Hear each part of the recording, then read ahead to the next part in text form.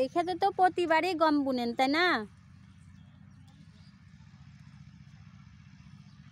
হ্যাঁ বন্ধুরা, দেখুন এই কাকুটা গম বুনবে, সেজন্য আগে আর কি ওষুধ দিয়ে নিল, সার দিচ্ছে। তারপরে এই ক্ষেতটা চাষ করা হবে ট্রাক্টর দিয়ে আর কি। আর এই যে পাখিরা দেখুন উড়ে বেড়াচ্ছে, কত সুন্দর পাখি।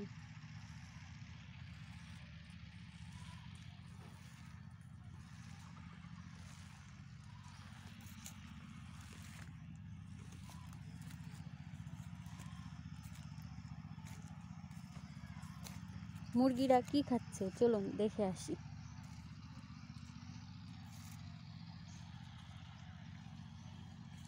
আমি কিছু বন্ধুদের দেখাবো আসলে মুরগিরা কি খায়।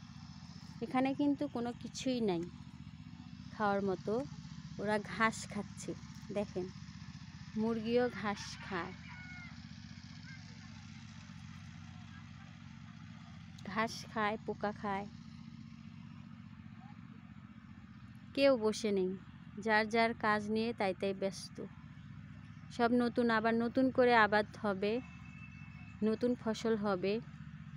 ধানের ফলন শেষ, ধান সবাই ঘরে উঠিয়ে নিছে। কিছু কিছু ধান এখনও বাহিরে আছে, সেগুলোও নিয়ে যাচ্ছে। ধান মাড়াই করে, ধান সিদ্ধ করে চাল বানিয়ে ঘরে তুলবে।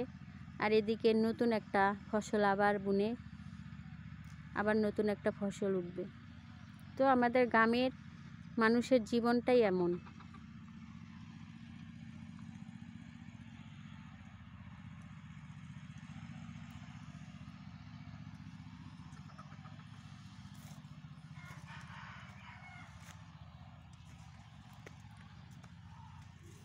জীবনে চলতে হলে অনেক ভালো কিছু করতে হবে, জীবনে ভালো কিছু পেতে হলে কষ্ট করতে হবে। আমার হাতের গাছ এগুলো, আলহামদুলিল্লাহ অনেক সুন্দর হয়েছে গাছগুলো, সিমও ধরছে।